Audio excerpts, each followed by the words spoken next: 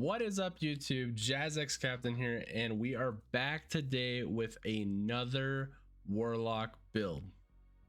So I've been doing some theory crafting with Strand lately, and I know that the best build for the Strand Warlock includes Osteostriga and Necrotic Grips with the suspend combo and just absolutely keeping everything suspended and just dominating almost every asset of any form of the game. Now, I've been doing some theory crafting on stream, and I've been really trying to embrace that Broodweaver name by spawning and keeping Threadlings up as long as possible, and it can be used in content such as Lost Sectors and Nightfalls and other endgame modes. So let's get into the build. First up, we have our Rift, which is going to be personal preference, and I'm always using Healing Rift unless I am using the Stag or if I'm using Starfire Protocol. So we're going to be using Healing Rift. Next up, we have another personal preference, which is going to be our Glide. I choose Strafe Glide because I like directional control in the air, but most people like to choose Burst Glide. Now, the things that are going to matter for the build. For our melee, we're going to use Arcane Needle, which embeds itself into a target, unraveling them, which will create unraveled projectiles that seek out targets. This is also good because unraveling, because of anti-barrier champions, they can be stunned by unraveling. Our next thing is going to be our grenade. We are choosing the Threadling grenade. When we throw our grenade, we'll spawn 3 Threadlings that'll launch out of the grenade and they'll seek out targets and damage them. This is the most important part of the entire build, and it is going to be the best part of the build, and we also have other things that are going to complement our Threadlings. Our aspects are going to be Weaver's Call and Mindspun Invocation.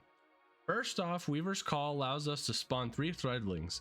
The cool part about this aspect is that if we already have any Threadlings that are perched, meaning floating around us, which we can have a max of 5, when we cast our Rift, it will spawn the ones from casting the Rift, which is 3, and any perched Threadlings we have, which is 5 if we're at max. So when we cast our Rift, it'll be spawning out 8 Threadlings seeking out targets and looking to damage everything. And if there's just one target, then all the Threadlings are going to just attack the target.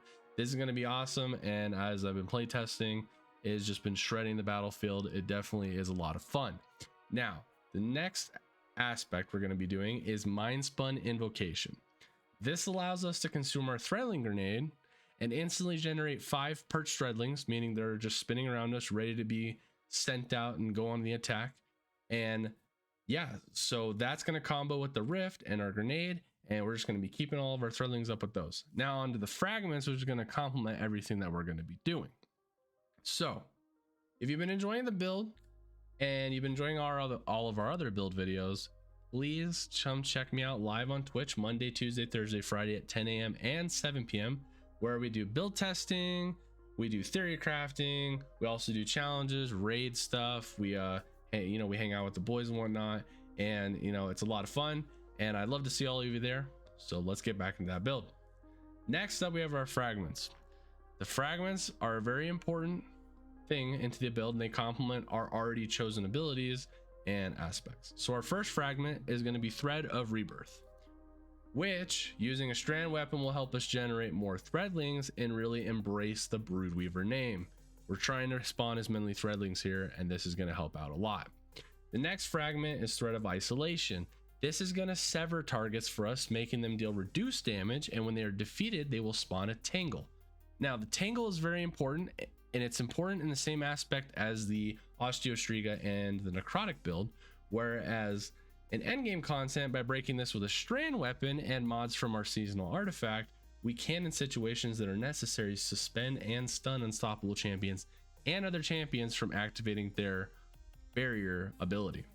Now, our third fragment is Thread of Generation, which does exactly what it says, and this is going to help us spawn more Threadlings through our grenade.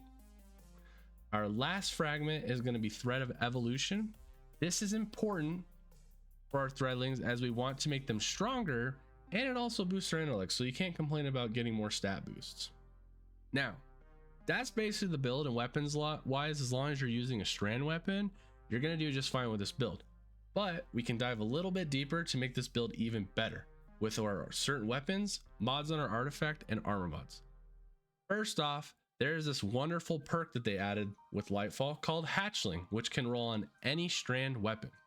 This perk is going to be huge as it can pair well with Thread of Rebirth, as you have a chance to spawn 2 Threadlings on kills instead of just 1.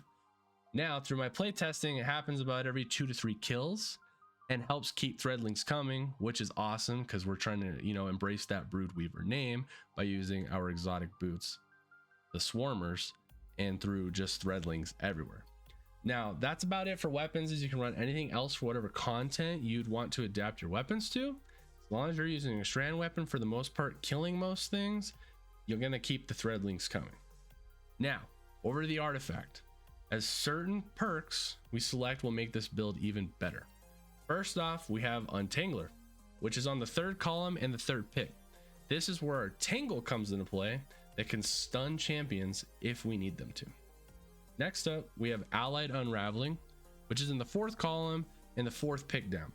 This is going to give us our strand weapon unraveling rounds and help us keep our weapon shooting unraveling rounds all along with all the Threadlings spreading around the battlefield. Now, our last artifact pick is going to be Threaded Blast, which is going to be a boost to damage and range of our Tangle Explosion if we choose to shoot our Tangles. Now, lastly, we have our armor. In our helmet, we're going to slot in whatever ammo finder we want, ashes to assets, so when we use our grenade, we can get supercharged, and then strand siphon so we can spawn more orbs of power.